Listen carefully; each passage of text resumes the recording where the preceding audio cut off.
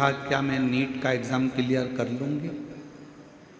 क्या आप मेरा बता सकते हो कि मैं नीट क्लियर करूँगी कि नहीं करूँगी?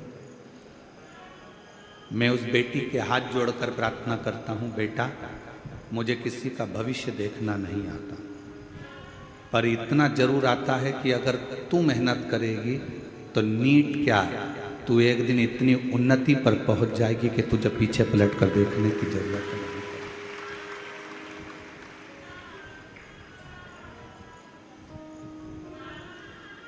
हमें हमारा खुद का भविष्य नहीं मालूम, हमें आपका भी भविष्य नहीं मालूम। अहमदाबाद के उस फ्लाइट के क्रैश होने पर उनको भी अपना भविष्य नहीं मालूम था कि हम बस केवल यहाँ से बैठकर उड़ेंगे और हमारे प्राण छूट जाएंगे। किसको मालूम है कब कहाँ कैसे जाना पड़ जाए, कब किसके प्राण कहाँ छूट जाए, कब किसको क्या मिल जाए, इसका कोई भरोसा नहीं।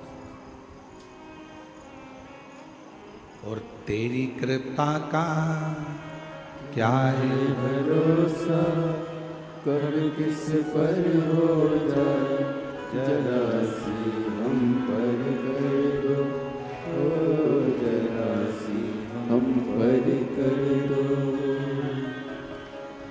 तेरी कृपा का क्या है भरोसा, कब किस पर हो जाए, जरा सी हम पर कर दो, ओ जरा सी हम पर कर दो। जिस पर भी हो गई तेरी करुणा कृपा, हो भव पार हुआ, भव पार हुआ। पापी हो चाहे जितना, उसका भी बाबा उद्धार हुआ, उद्धार हुआ। गिद्ध अजामिल कणिका जैसे तेरे मन को भाए, जरा सी हम पर कर दो, ओ जरा सी हम पर कर दो। तेरी कृपा का क्या है भरोसा, कब किस पर हो जाए, जरा सी हम पर कर दो, ओ जरा सी हम पर कर दो।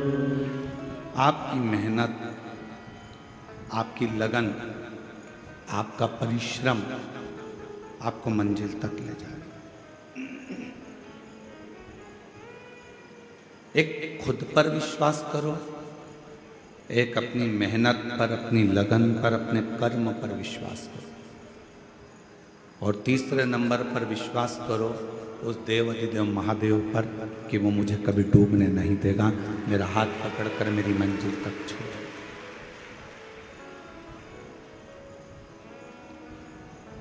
और ये विश्वास थोड़े समय का नहीं होना चाहिए। ये माता सती जैसा विश्वास मत करना कि सती मैया ने थोड़ा विश्वास करा, बाद में अपने विश्वास को तोड़ दिया।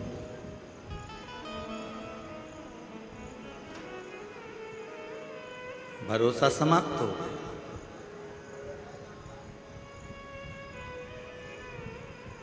भरोसा कैसा होना चाहिए? जैसे एक पति पत्नी जहाज में सफर कर रहे हैं और समुद्र में लहरें चलना प्रारंभ हो गई और मैनेजर ने अनाउंस कर दिया कि ये जहाज पानी में डूबने वाला है।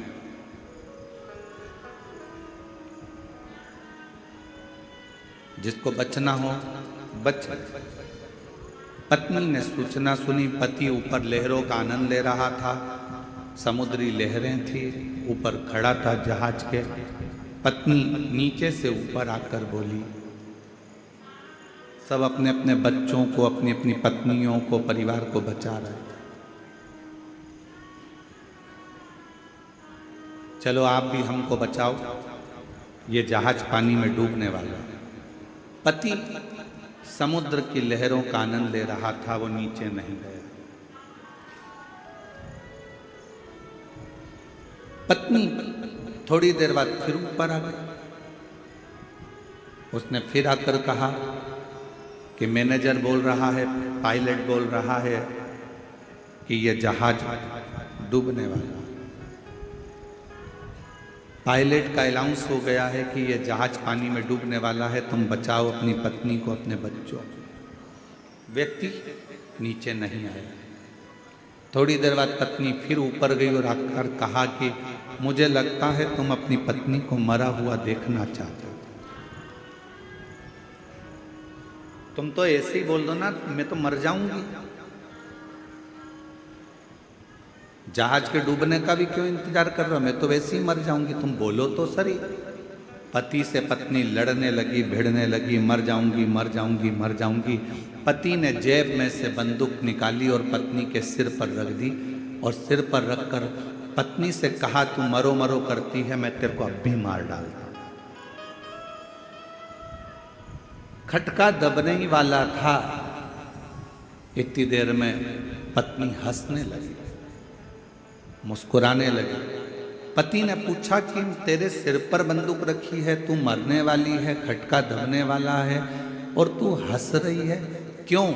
पत्नी ने कहा, मैं जानती हूं कि तुम मेरे पति हो, तुम मुझे मार नहीं सकते, इसलिए मैं हंस रही हूं। पति ने कहा, जब तुझे अपने पति पर इतना भरोसा है कि वो तुझे मार नहीं सकता, उतना भरोसा मेरे शंकर भगवान पर है कि मुझे डूबने नहीं दे सकता।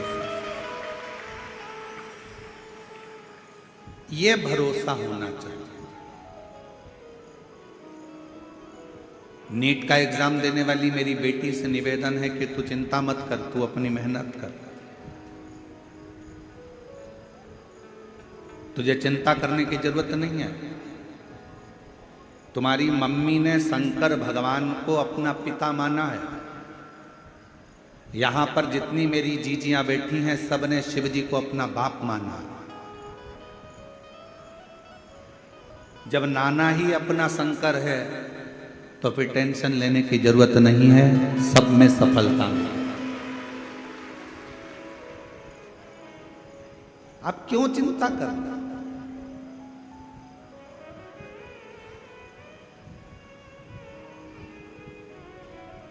अब सौंप दिया इस जीवन का सब भार तुम्हारे हाथों में है, हार तुम्हारे हाथों में और जीत तुम्हारे हाथों में।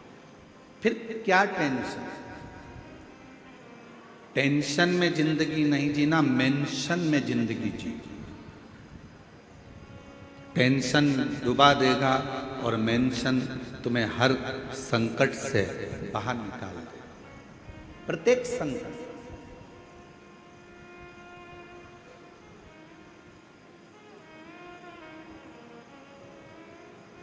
और अंत समय प्रभु आना पड़ेगा, वचन दिया तो निभाना पड़ेगा। आए ना आए प्रभु कुटुंब कबीरा, अंत समय प्रभु आना पड़ेगा। वचन दिया तो निभाना पड़ेगा, अंत समय प्रभु आना पड़ेगा।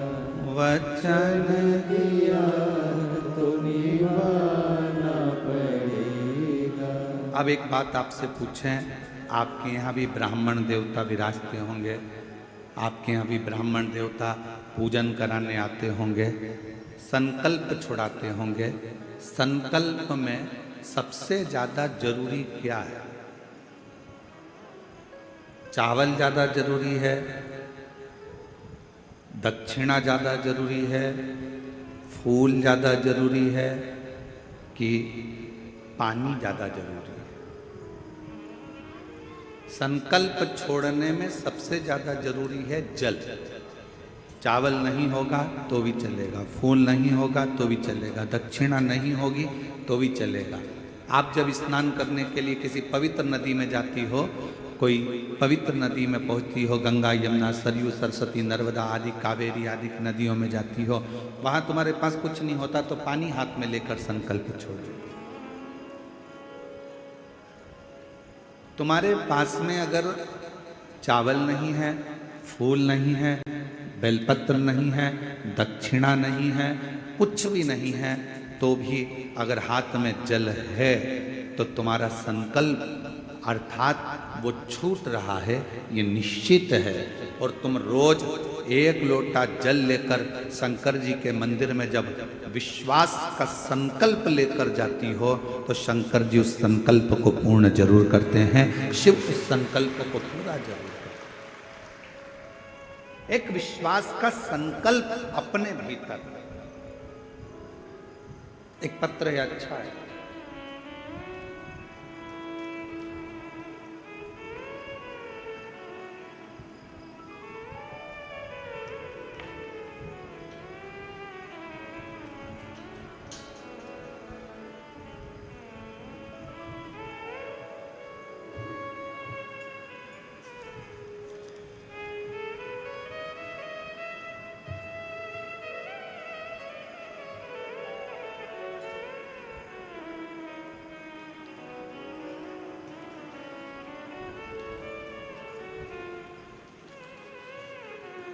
मेरा नाम बृहस्पति साहू है।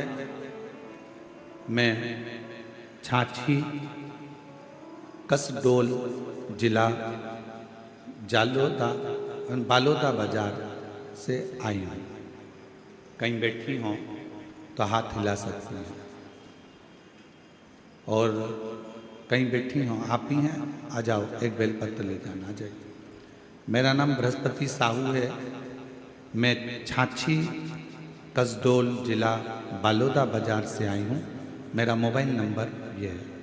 1 लोटे जल का मैं क्या वर्णन करूँ गुरुदेव। मेरे पति का नाम बाल मुकुंद है, वो सेल्समैन में काम करते हैं। हम अपने परिवार सहित वहाँ रहते थे, और 25 जुलाई 2016 शाम को 4 बजे मीटिंग में जा रहा हूँ बोलकर हम लोगों को छोड़कर कहीं चले गए। मेरा पुत्र 10 साल का था, पुत्री 7 साल की थी। फोन लगाने पर फोन बंद आता था। हम लोग पुलिस के पास जाकर रिपोर्ट दर्ज करवाए, उसके बाद भी कुछ पता नहीं चला। बहुत विचार आया, घबराए, ढूंढते रहे, पुलिस भी ढूंढती रही। गुरुदेव 16 में गया, 17, 18, 19, 20, 21 ऐसे सालों निकलते रहे। 6 साल बीत गए, 2021 लग गया, पति नहीं आया। लोग कहते थे चला गया, कोई कहता है ही नहीं। बड़ी दशा खराब हुई। 6 साल के बाद मेरी दीदी ने मुझको कहा कि आस्था चैनल पर पंडित प्रदीप मिश्रा की प्रवचन आता है, सुना कर। आपका प्रवचन सुनना शुरू कर दिया। जब आप बालोदा बाजार कौड़िया कथा करने के लिए आए, तब मैं भी, क्योंकि मैंने सुना था कि पंडाल में बैठकर जो मांगा जाता है वो मिलता जरूर है। एक दिन की कथा सुनने पहुंच गई। बाबा से बोली, मैं भटक चुकी हूँ, पति को ढूंढते ढूंढते, अब आप ही ढूंढ कर लेकर आना। उसके साथ जब पशुपतिनाथ का व्रत करने लगी, व्रत रखने पर सभी का मनोकामना पूर्ण हो जाती है। मैंने भी व्रत गुरुदेव सन 2023 में चालू कर दिया। सिर्फ एक ही बार व्रत रखा, फिर बाबा से बोली, जैसा भी हाल में हो मेरा पति मुझे लौटा दो। 8 साल बीत गए गुरुदेव। बाबा की ऐसी कृपा हुई। बिल्कुल सत्य है गुरुजी कि कथा के पंडाल में बैठकर जब आप श्री शिवाय नमस्तुभ्यम कहते हो, बाबा से अपने दिल की बात कहने को कहते हो, ऐसा लगता है शंकर सुनता है। 9 दिसंबर 2024 को 8 साल के बाद मेरे पति मुझे ढूंढते ढूंढते अपने घर आ गए। बाबा की कृपा से 8 साल के बाद मेरे पति। 8 वर्ष के बाद ढूंढते ढूंढते पूछा गया कि तुम कहाँ चले गए थे? कहा किसी ने मेरी भ्रमति कर मुझे सुध नहीं था।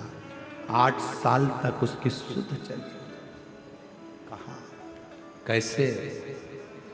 और तेरी कृपा का क्या है भरोसा, कब किस पर हो जाए जरा सी हम पर कर दो, जरा सी हम पर कर दो। 9 दिसंबर 2024 को सोमवार का दिन था गुरुदेव। सोमवार का दिन था। बाबा से बस मैंने इतना ही रो रो कर कहा, बाबा वो सीहोर वाला महाराज कहता है कि जो मांगोगे वो मिलेगा, तो क्या मुझे तू खाली रख देगा? तू तो मेरा बाप है ना, क्या अपने दामाद को नहीं ढूंढ सकता? और सोमवार के दिन मेरे बाबा ने कृपा कर कर मेरे पति को मेरे पास भेज। शिव ओघड़ी है। आप उसको एक विश्वास के साथ, एक भरोसे के साथ, दृढ़ता के साथ यदि ढूंढते हो तो वो क्यों ना। दुनिया वाले आज शिव महापुराण को नहीं समझ रहे। दुनिया के लोगों को तो केवल प्रदीप मिश्रा ने ये बोल दिया, प्रदीप मिश्रा ने वो बोल दिया, अपशब्द कह दिए, ताना दे दिया, ये कह दिया, वो कह दिया। जब तक जगत गुरु शंकराचार्य जी पृथ्वी पर थे उनको भी किसी ने नहीं जाना। शंकर के भक्त को पहचानने के लिए ना जाने कितने जन्म लेना पड़ेंगे, तब जाकर शिव भक्त को पहचान।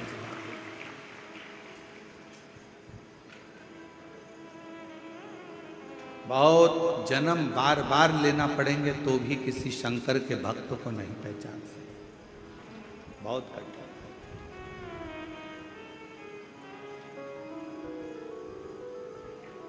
लाखों में शिव भक्त आते हैं।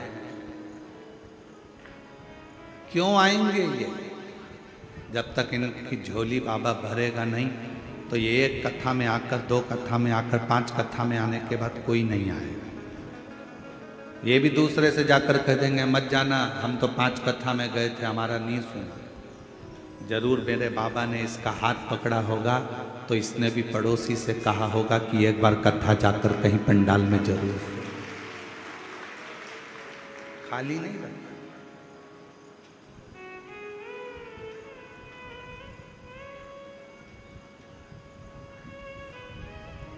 जो जैसी भावना लाया वो वैसा ही फल पाया। जो जैसी भावना लाया वो वैसा ही फल पाया। नहीं खाली उसे लौटाया वो मन मन हर्षाया। नहीं खाली उसे लौटाया वो मन ही मन हर्षाया।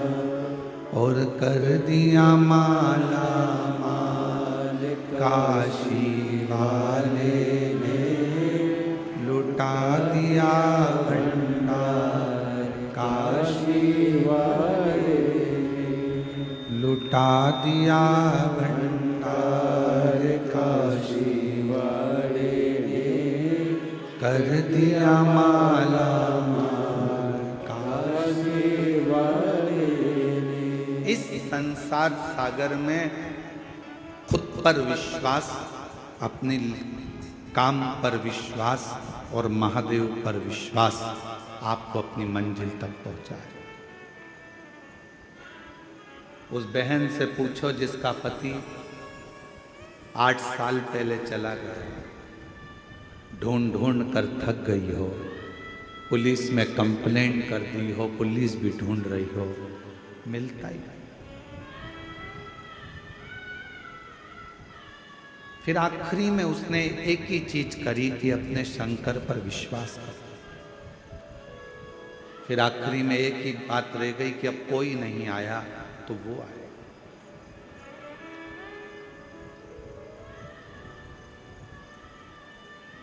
करो भरोसा।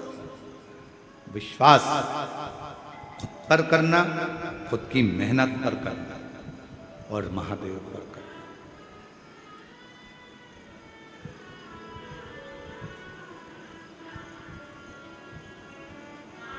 रिश्तेदार कह दें कि हम पर क्या तुम्हारे को भरोसा नहीं है, हम पर क्या विश्वास नहीं है, हम पर क्या भरोसा नहीं, विश्वास नहीं, कह देना, हमें सब पर है,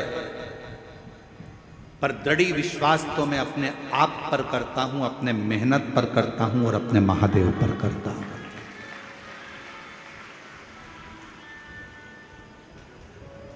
बाकी का मैं विश्वास मैं रखता हूं, है, आप मेरे रिश्तेदार हो, मुझे विश्वास है, आप मेरे पड़ोसी हो, मुझे विश्वास है।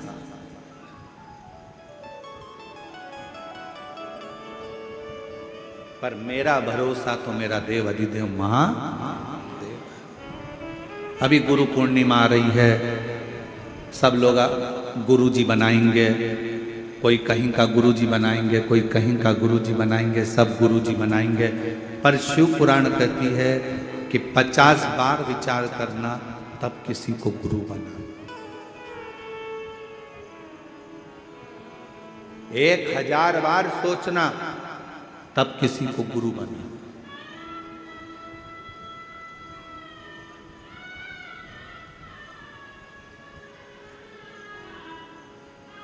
एक मां अपने बच्चे को जन्म देती है और दूसरा गुरु अपने शिष्य को जन्म देता है।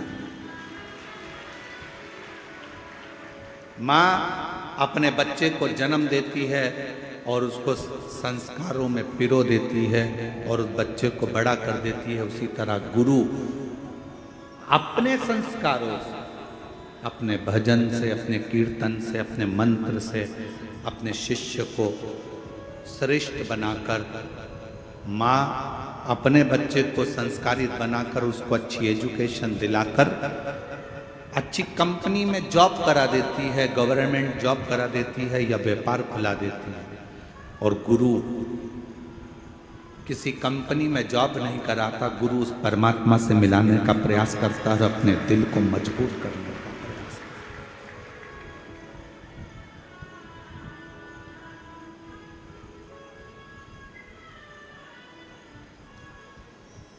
ढूंढो, कभी ऐसा गुरु मत ढूंढना जिंदगी में जो दूसरों की बुराइयों में लगा हो। कभी ऐसा गुरु मत ढूंढना जिंदगी में जो दिन भर निंदा में लगा। कभी ऐसा गुरु जीवन में मत ढूंढना कि जो लोगों के लिए अपशब्द कहता हो। कभी ऐसा गुरु मत ढूंढना जो जिंदगी भर बस श्राप देता हो, बद्दुआ देता हो, अपशब्द कहता हो। जिसके मुख से कभी भगवान का नाम प्रबलता में नहीं निकला, जिसके मुख से कभी गौ माता के कल्याण की बात ना निकली हो, जिसके मुख से कभी राष्ट्र के कल्याण की बात ना निकली हो, जिसके मुख से संसार के उद्धार की बात ना निकली हो, जिसके मुख से कभी छोटी बेटियों को बचाने की बात ना निकली हो, ऐसा गुरु नहीं चाहिए। गुरु वो होना जो हमारा भी कल्याण करे, राष्ट्र का भी कल्याण करे और जगत का भी कल्याण करे, वो गुरु हो।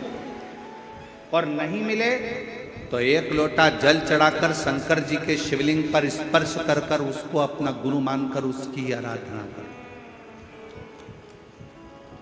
वो भी नहीं मिले, अपने घर में अपना पति है, उस पति को ही उसके वचन का स्मरण कर कर, उसी को परमेश्वर मानकर, उसी को गुरु मानकर, उसी की आज्ञा का स्मरण करना प्रारंभ कर दो।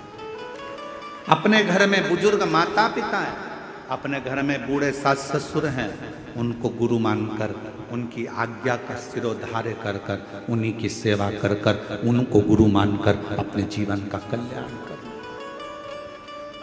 अपने घर में कोई बुजुर्ग है, कोई बूढ़ा है, बुजुर्ग है, बहुत ज्ञानी है वो, उसने जिंदगी के थपेड़े बहुत खाए हैं, कोई ना मिले तो उसको गुरु बना। देवऋषि नारद का एक प्रसंग बड़ा सुंदर है। देवऋषि नारद जैसे ही भगवान विष्णु के दरवाजे पर पहुंचे तो भगवान विष्णु ने देखा देवऋषि नारद आए हैं, सिंहासन पर बैठ गए। देवऋषि नारद जब चले गए तो भगवान नारायण ने लक्ष्मी जी से कहा, जहाँ पर नारद बैठा था वहाँ गाय के गोबर से लीप दो। गाय का गोबर लाओ, लीपो। लक्ष्मी जी ने पूछा, देवर्षि नारद आकर बैठे थे कुर्सी के ऊपर, सिंहासन के ऊपर, और आप कह रहे हो कि उसको लीप दो, उसको लीप दो।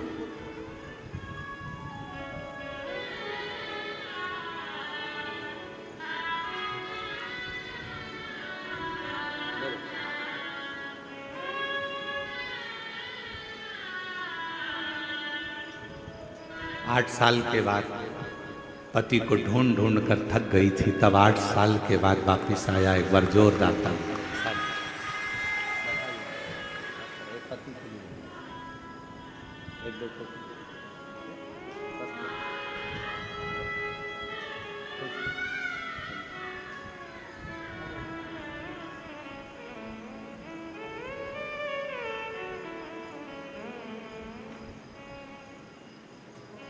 शिव कथा कर, भगवान शंकर का चरित्र कर, शिव पुराण कर, शिव तत्व कर।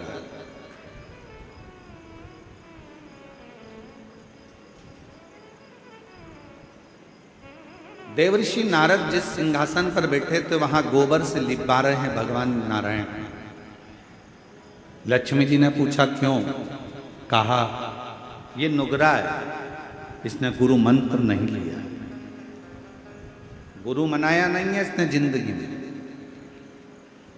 नारद जी ने सुन लिया और भगवान विष्णु के पास आकर बोले कि मेरे जाने के बाद आपने गोबर से लीपा, क्योंकि मेरा गुरु दीक्षा नहीं हुआ है, मेरा गुरु मंत्र नहीं है। क्या करूं मैं, किसको गुरु बनाऊं? भगवान विष्णु ने कहा क्यों, कोई गुरु नहीं मिलता? नारद जी कहते हैं मैं तो सर्वश्रेष्ठ गुरु हूं, मुझे किसी गुरु की जरूरत कहां। भगवान मुस्कुराकर बोले नारद, संसार में आए हो, भले देवता हो, पर गुरु का होना जरूरी है। किसको गुरु बनाओ? भगवान नारायण ने कहा जो तुझे पृथ्वी पर समुद्र के तट पर पहला व्यक्ति मिले, बस उसी को गुरु बना ले। नारद जी भ्रमण करते करते समुद्र के तट पर गए। एक मछुआरा मछली पकड़ने के लिए जा रहा था। नारद जी को सबसे पहले वही मछुआरा दिखा, मछली पकड़ने वाला। नारद जी ने मन में सोचा कि बताओ कि इसको गुरु बनाऊंगा मैं, ये मछली पकड़ने वाला। नारद जी ने मन में सोचा मैं इसको गुरु नहीं बनाऊंगा। नारद जी फिर भगवान विष्णु के पास में गए। प्रभु, वहां तो गुरु के रूप में एक मछली पकड़ने वाला मिला। नारद जी से भगवान ने कहा कोई भी मिला हो पर गुरु तो बनाओ। नारद जी ने जाकर मछली पकड़ने वाले मछुआरे के हाथ जोड़कर कहा कि मैं तुमको गुरु बनाना चाहता हूं। मछुआरे ने कहा फालतू बात मत कर, कोने में बैठ जा, मछली पकड़ने जाना है, मुझे देरी हो रही है। चुप। नारद जी चुप होकर बैठ गए। मछुआरा फिर आया। नारद जी ने कहा कि मुझे मंत्र दे दो। चुप। नारद जी चुप बैठ गए। नारद जी ने सोचा मंत्र एक ही मिला है, इसके मुंह से केवल चुप। तो नारद जी भी उसी मंत्र का स्मरण करते करते भगवान विष्णु के पास जाकर कहे प्रभु, गुरु भी मिला तो ऐसा गुरु मिला जिसने मंत्र तक नहीं दिया, केवल कह दिया चुप, इसके सिवाय कोई मंत्र नहीं देता। ऐसा गुरु किस काम का? भगवान विष्णु को क्रोध आ गया। नारायण ने कहा नारद, तुमने मेरे पास आकर अपने गुरु की निंदा करी है, मैं तुम्हें श्राप देता हूं, 84 लाख योनियां तुम्हें काटना पड़ेगी। 84 लाख योनियों के चक्कर काटना पड़ेंगे तुमको। नारद जी तो हाथ जोड़कर खड़े हो गए, क्षमा कर दो प्रभु, मुझसे गलती हो, अब तो मुझे 84 लाख योनियां काटना पड़ेंगी, अब करूं क्या? लक्ष्मी जी से पूछा आप बताओ। लक्ष्मी जी बोले मैं क्या बताऊं। फिर पहुंचे ब्रह्मा जी से कि मुझे 84 लाख योनियां काटना है पृथ्वी पर, आप बताओ क्या करूं। ब्रह्मा जी कुछ नहीं बोले। तब शंकर जी के पास गए। नारद जी क्या बात है? नारद जी ने कहा 84 लाख योनियां काटना है, भगवान का श्राप लगा है। शंकर भगवान ने कहा अपने गुरु के पास जा, वो बता देगा कि 84 लाख योनि कब कटेगी। गुरुजी से जाकर कहा, मछली पकड़ने जा रहा था मछुआरा, गुरुजी के पांव पकड़ लिए, अब तो छोड़ता नहीं नारद, कृपा करो। गुरुजी ने पूछा क्या हो गया? मछुआरे ने पूछा, मुझे श्राप लगा है, 84 लाख योनियों के चक्कर काटूंगा तब जाकर मैं पार उतरूंगा। इतने में गुरुजी ने कहा, तुझे 84 लाख योनियों के चित्र मालूम है? कि हाँ मालूम है। गुरुजी बीच में खड़े हो गए और कहा, एक काम कर, 84 लाख योनियों के चित्र बना इस रेत पर, समुद्र के तट पर, और इसका चक्कर काट ले, पार हो जाएगा, निकल जाए। मछली पकड़ने वाले मछुआरे ने 84 लाख योनियों के फोटो बनवाकर नारद जी से उसका चक्कर कटवा दिया। जैसे ही चक्कर कटा, भगवान विष्णु के पास गए, नारायण ने गले में माला पहनाकर कहा, वाह नारद, तुम तो इतनी जल्दी 84 का चक्कर काट कर आ गए। नारद जी ने कहा, जिसका गुरु मेहरबान तो पट्ठा पहलवान। महाराज साधारण बात नहीं है, मेरा गुरु मुझ पर मेहरबान हो गया। उसने कहा 84 योनियों के चक्कर बना, फोटो बना और चक्कर लगा, पार उतर जाएगा। भगवान विष्णु ने कहा, बस गुरु होता ही ऐसा है, अपने शिष्य का एक क्षण में कैसे भी कल्याण कर देता है, पर करता जरूर है, वो गुरु है।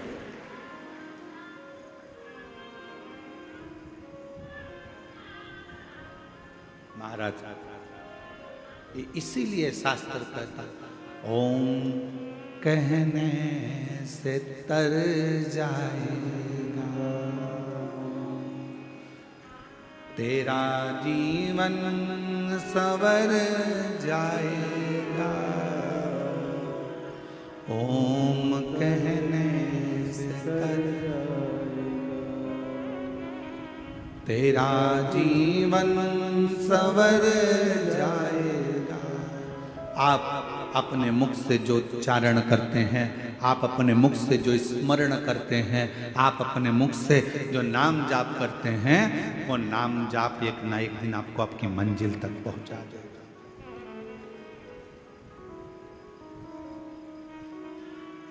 दिल से किसको गुरु मानते हो वो आपके ऊपर निर्भर करता है। जरूरी नहीं कि आप उसके सामने पहुंचोगे। एक लब्बे जैसा भी इसने हो सकता है कि गुरु के सामने नहीं पहुंचे तो भी गुरु का भाव उत्पन्न कर ले।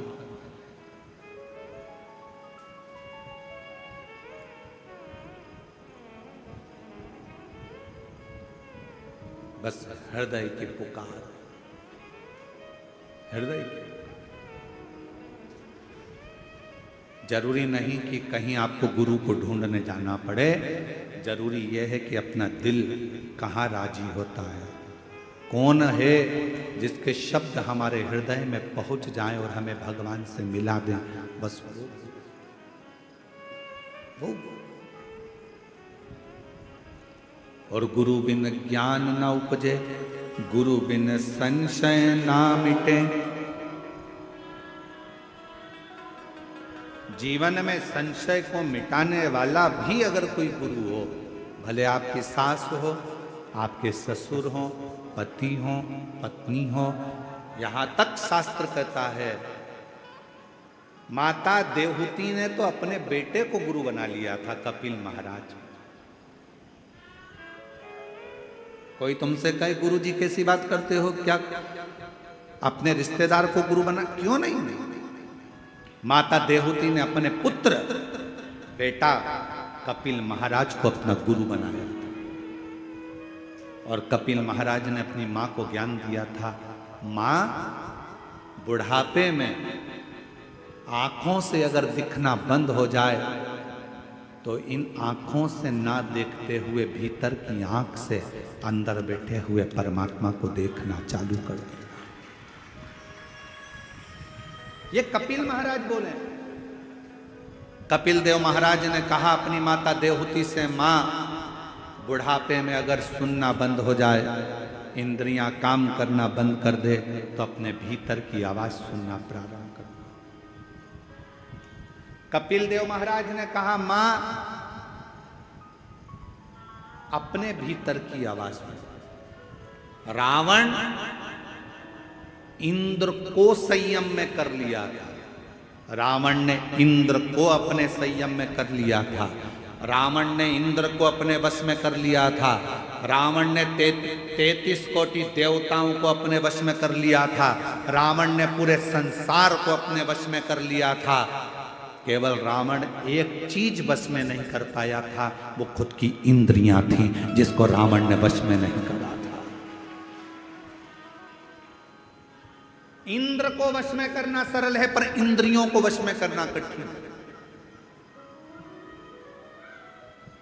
ये इंद्रियां बड़ी विचित्र है। कल एक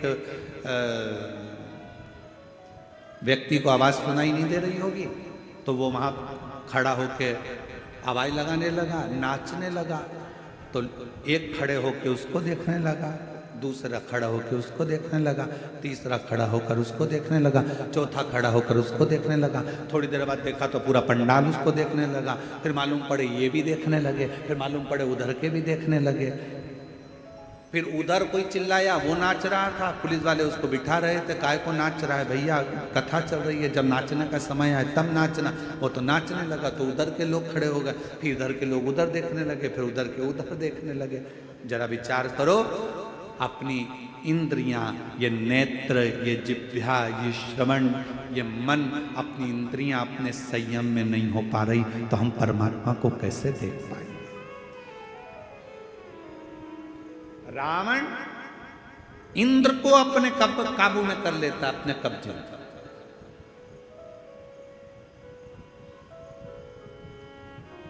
रावण इंद्र को अपने संयम में कर लेता है, रावण देवताओं को अपने कब्जे में कर लेता है, रावण सबको अपने अधीन कर लेता है। पर लंका का राजा रावण अपनी इंद्रियों को अधीन नहीं कर पाया। जानकी जी को देखा, इंद्रियां बिगड़ गई, लेकर आ गए। बहन सूपनाखा ने कुछ कहा, इंद्रियां बिगड़ गई, गुस्से में लाल हो गया।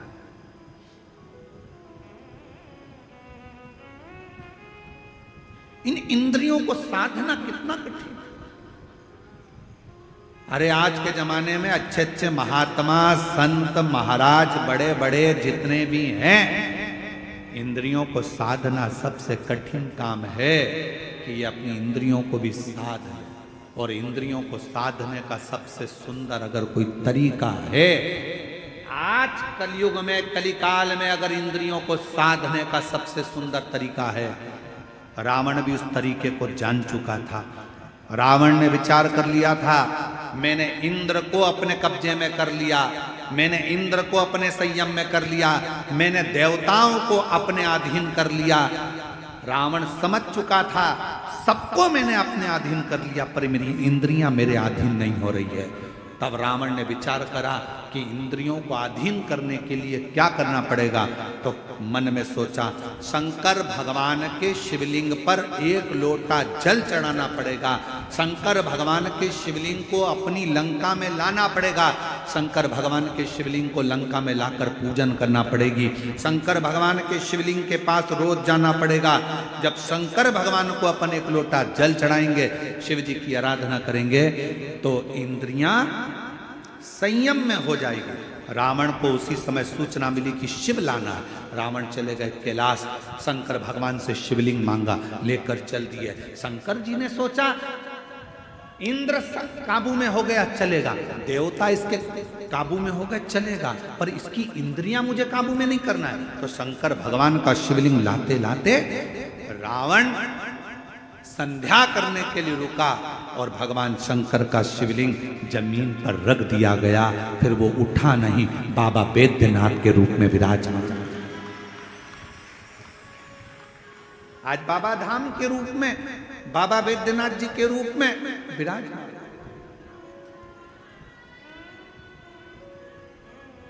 शिव जी नहीं चाहते थे कि ये इंद्रियां संयम में हो।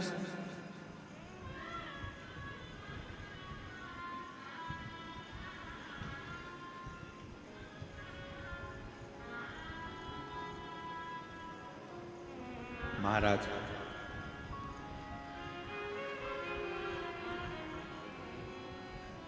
ये इंद्रियां संयम में हो, ये बहुत कठिन विषय है। आज के जमाने में कली काल में इंद्रियों को संयम में लाने के लिए सबसे सुंदर तरीका है एक लोटा जल सारी समस्या का। यह हमारी इंद्रियों को भी संयम में,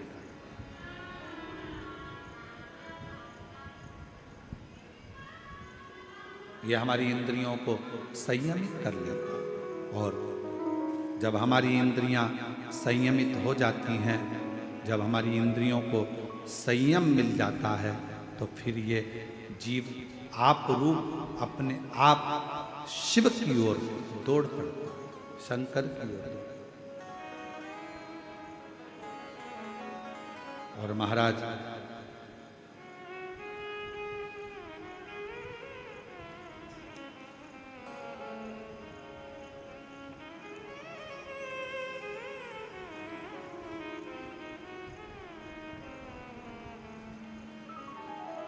इन इंद्रियों का संयमित होना यह निश्चित करता है कि हम शिव के कितने करीब हैं।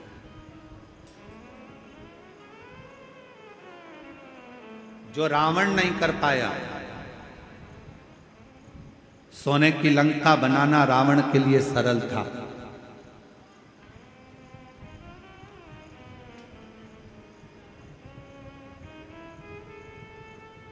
परिवार को बसाना रावण के लिए सरल था। कुटुंब कबीले में रहना रावण के लिए सरल था। मां जानकी का हरण करना रावण के लिए सरल था। सामने राम जी थे, उनसे युद्ध करना रावण के लिए सरल था। पर रावण के लिए सबसे कठिन काम एक था, शंकर भगवान के शिवलिंग की आराधना अपनी इंद्रियों को संयमित कर करना। कि रावण के लिए कठिन विषय।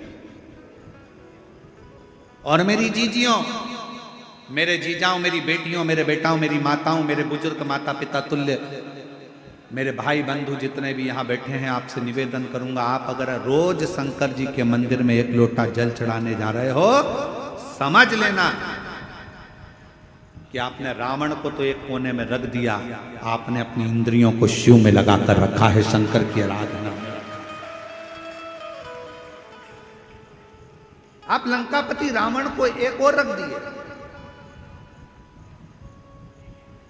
प्रतिदिन शिवालय में जाना, प्रतिदिन शंकर की आराधना करना, प्रतिदिन शंकर पर एक लोटा जल, अपनी इंद्रियों को वश में। घर के लोग कह रहे हैं, अरे आज तो तुम्हारे पास में आज टाइम नहीं है, मत जाना, आज मंदिर मत जाना, मंदिर मत जाना। फिर भी लोटा भर के जल भरी, इतनी देर में सारा घर का काम हो, उतनी देर में बाजू में पहुंच गई, जल चढ़ा के वापिस आ गई। मैं तो आ गई, मंदिर से होके आ गई। मन शिव की ओर आसक्त कर।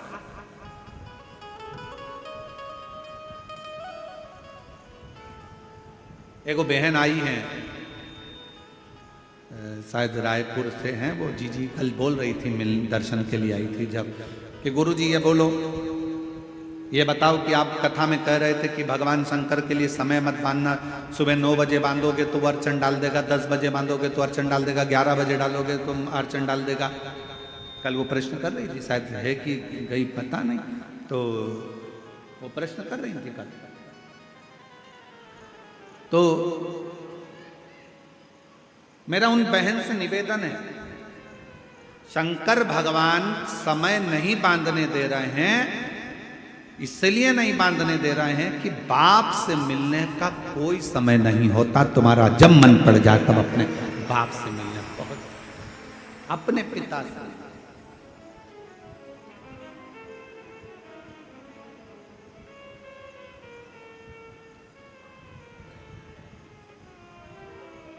जब तुम्हारा दिल करे, जब तुम्हारा चित्त करे। फूलों की कलियों में, काशी की गलियों में, फूलों की कलियों में, काशी की गलियों में, तेरे बिना कुछ तेरे बिना भी क्या जीना, ओ बाबा रे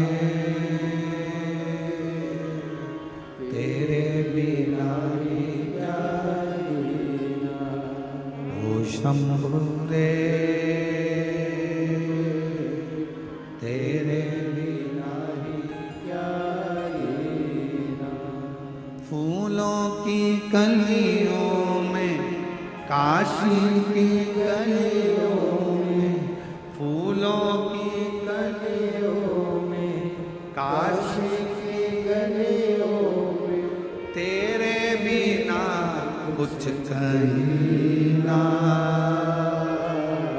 तेरे बिना भी क्या जीना, ओ, तेरे बिना भी क्या जीना, ओ बाबा रे, तेरे बिना भी क्या जीना, ओ शंभू रे, तेरे बिना उसके बिना सब सूना लगे, सब सूना। कोई मीडिया वाले पूछ रहे थे किसी बहन से, हमने तो किसी ने भेजा तो ललित जी के मोबाइल पर सीहोर पहुंचा होगा तो देखा, किसी मीडिया वाले ने यहीं छत्तीसगढ़ में ये निकुंभ की कथा में एक बहन जी से पूछा, बताओ आपको यहाँ आकर कैसा लग रहा है, कहाँ से आई है? उसने कहा मैं वहां से आई हूं, इतनी दूर से। मीडिया वाला बोला हाँ, कैसा लग रहा है? उसने कहा अपने बाप के घर में बेटी को हमेशा अच्छा ही लगता है। कथा में पूछा जाता है, सोशल मीडिया, यूट्यूबर पूछते हैं आपको कैसा लग रहा है यहाँ आकर, माताएं जवाब देती है अपने बाप का घर है, पिता का घर है।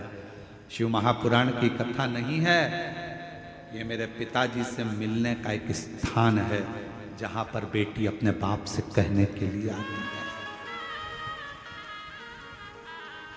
फिर एक ट्रेगल साइकिल चलाने वाले, किसी के पाँव में तकलीफ थी, कोई ट्रेगल साइकिल चलाने वाले कोई भाई से पूछा, उसका भी यूट्यूब पे डला हो, उससे पूछा तुम अपनी साइकिल से आए इतनी दूर? हाँ। कितना किलोमीटर दूर? कहा 35 किलोमीटर दूर साइकिल चलाकर आना।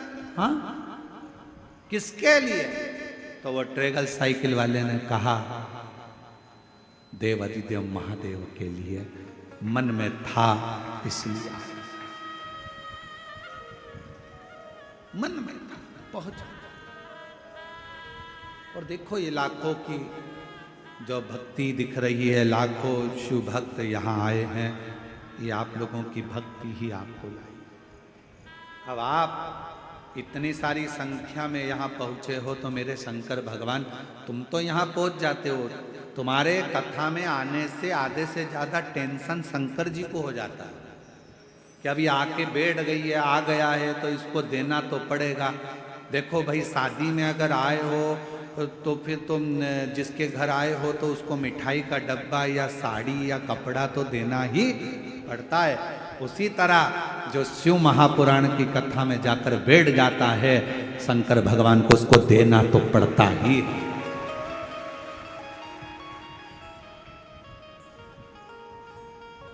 देना पड़ेगा उसको। आपके घर आइए, दामाद आया है, बेटी आई है, भांजा भांजी आए, देव। और खाली न जाता कोई दर से तुम्हारे, खाली न जाता कोई दर से तुम्हारे, मेरी खड़ी हो लगे बाहें पसारे, अपने हृदय लगा लगा लो कि न जा रहा हो, उठा लो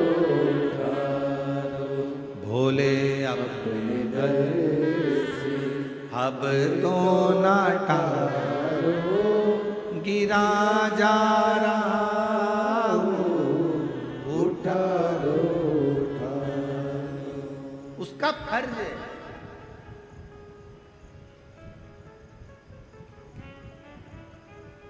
कितना एक संत ने कहा, हमने किसी के मुख से सुना,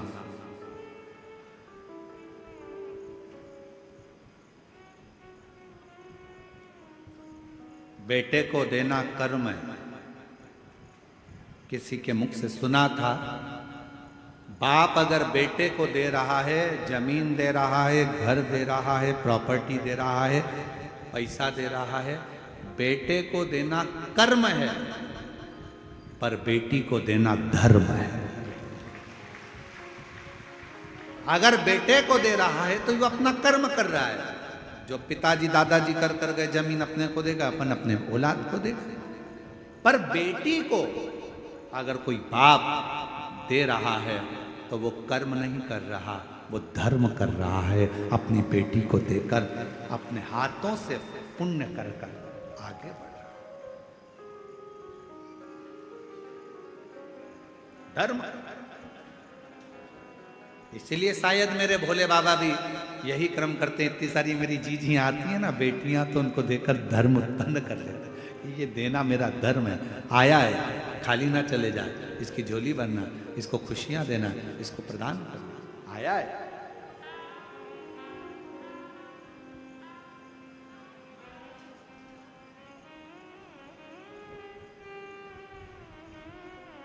कल एक कथा चल रही थी भंवरे की, भ्रमर की।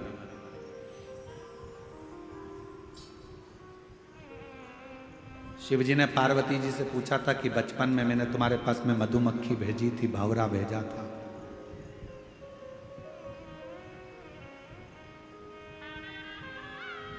एक भी मधुमक्खी नहीं दिखी, एक भी भंवरा नहीं दिखा। वो मधुमक्खी वो भंवरे कहां चले गए? पार्वती जी मुस्कुराती रहीं और शिव जी की ओर देखकर कहती रहीं कि प्रभु, जितनी मधुमक्खी आती थी मेरी तप साधना में, जब मैं शंकर भगवान के पार्थिव शिवलिंग का पूजन कर रही थी, और मधुमक्खी जितनी आती थी, जितने भंवरे आते थे, वो मुझे पास में आकर गुंजायमान होते थे, मेरे आसपास में घूमा करते थे। पार्वती जी कहती हैं, मैंने उन सबको अपने में समाहित कर लिया, सबको अपने में समाहित।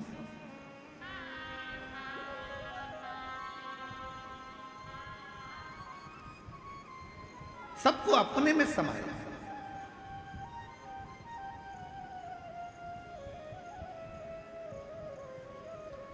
और कलयुग का सबसे बड़ा एक फल है, जितने शिव भक्त शिव महापुराण की कथा सुन रहे हो, जितने आस्था चैनल पर सुने, फेसबुक यूट्यूब पर सुने, मोबाइल पर सुने, चाहे कथा के पंडाल में सुन रहे हो, चाहे आस्था चैनल पर सुने, सुन लेना, कलयुग का सबसे बड़ा एक फल है, जो ना सतयुग में था, न त्रेता में था, न द्वापर में था। वो फल कलयुग को मिला। कौन सा फल है? जो सतयुग में नहीं मिला, न त्रेता में मिला, न द्वापर में मिला। कलयुग में वो फल भगवान शंकर ने कली काल के मनुष्यों को दिया है। एक अलग से ऑफर, एक अलग से फल मेरे शंकर जी ने कलयुग को दिया। कौन सा फल? कलयुग का सबसे बड़ा फल है, अगर कोई भगवान के नाम को जप रहा है, राम नाम, कृष्ण नाम, शिव नाम को जप रहा है, कोई दत्त नाम, कोई देवी नाम, कोई आराधना, किसी भी देवता का नाम अगर कोई जप रहा है, मात्र जप रहा है, कलयुग में सबसे बड़ा फल है। अगर मंत्र जाप करने वाले का, नाम जाप करने वाले का भी कभी दर्शन हो जाएगा कलयुग में, तो उसका भी उद्धार हो जाएगा। ये कलयुग के लोगों के लिए है। सतयुग में नहीं था ऐसा, त्रेता में नहीं था, द्वापर में नहीं था। कलयुग में तुलसी बाबा ने लिख दिया, कलयुग केवल नाम आधारा।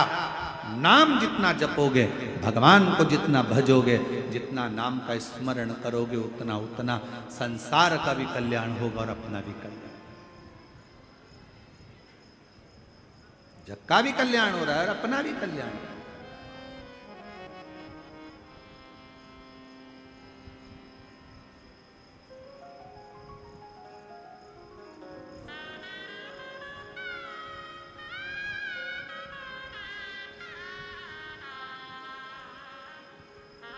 बस उसमें अपने हृदय को रमा।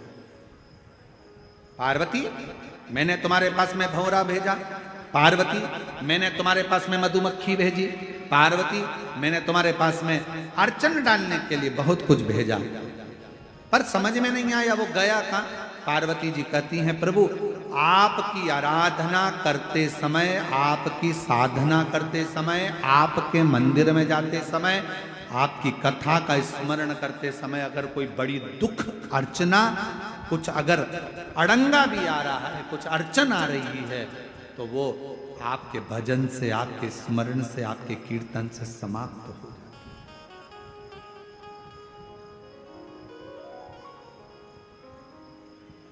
केवल आपके एक मंत्र उच्चारण से समाप्त हो जाता। इसलिए कलिकाल में नाम की बड़ी महत्वता। श्री शिवाय नमस्तुभ्यं, श्री शिवाय। सब बोलो सब, पूरे पंडालों से आवाज आना चाहिए। जो लोग रोड पर बैठे हैं उनकी भी, जो बाहर बैठे हैं उनकी भी, और जो सामने बिल्डिंग पर चढ़े बैठे हैं उनकी भी, और जो गाड़ियों पर चढ़ चढ़ कर बैठे हैं उनकी भी आवाज यहां तक पहुंचना चाहिए।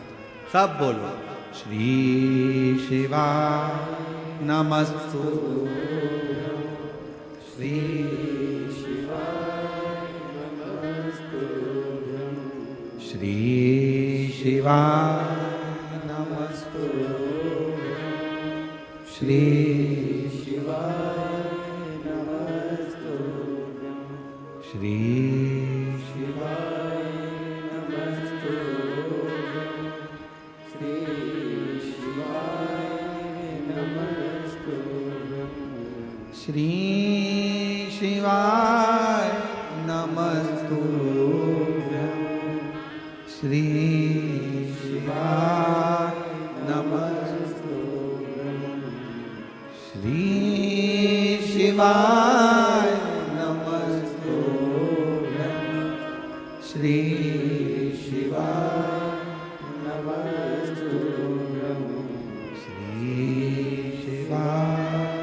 नमस्तुभ्यं, श्री शिवाय नमस्तुभ्यं। आप उच्चारण करें। कलिकाल में मंत्र, शिव महापुराण तो यहां तक कहती है कि शिव कथा सुनकर जाने वाला व्यक्ति जिस रास्ते से निकल कर जाता है, जिस गांव में जाता है, उस गांव में अगर कोई जवानी में, कुंवारे में, अधोगति में, एक्सीडेंट में या कोई बीमारी में कोई मर भी गया होता है, तो मात्र उसके शरीर की छू कर जाने वाली हवा उन जीवों का भी कल्याण कर देती है। इतना शिव महापुराण है।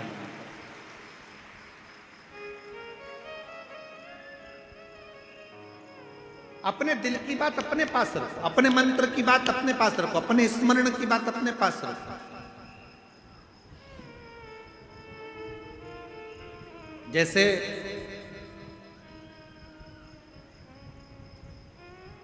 आज के जमाने में साइबर क्राइम ज्यादा हो रहा है।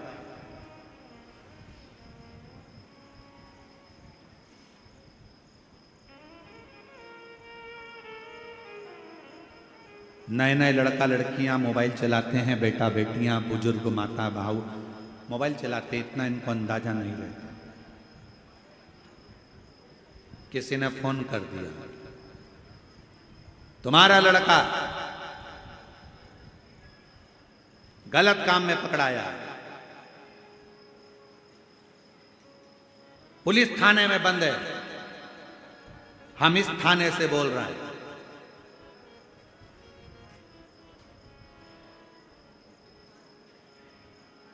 अगर लड़के को छुड़ाना है तो ऐसा करना पड़ेगा। तुम्हारे मोबाइल पर एक ओटीपी आएगा, वो ओटीपी नंबर बताओ, फिर तुम्हारे पास ये पहुंचेगा, ये बताओ। हाथ जोड़कर कह देना भैया ना तो मैं ओटीपी बताऊंगी और ना नंबर बताऊंगी। वो थाने वालों से निवेदन है कि हमारे गांव के थाने वाले को फोन करें और हमारे गांव के थाने वाले हमसे आकर मिले, तब ओटीपी बताओ।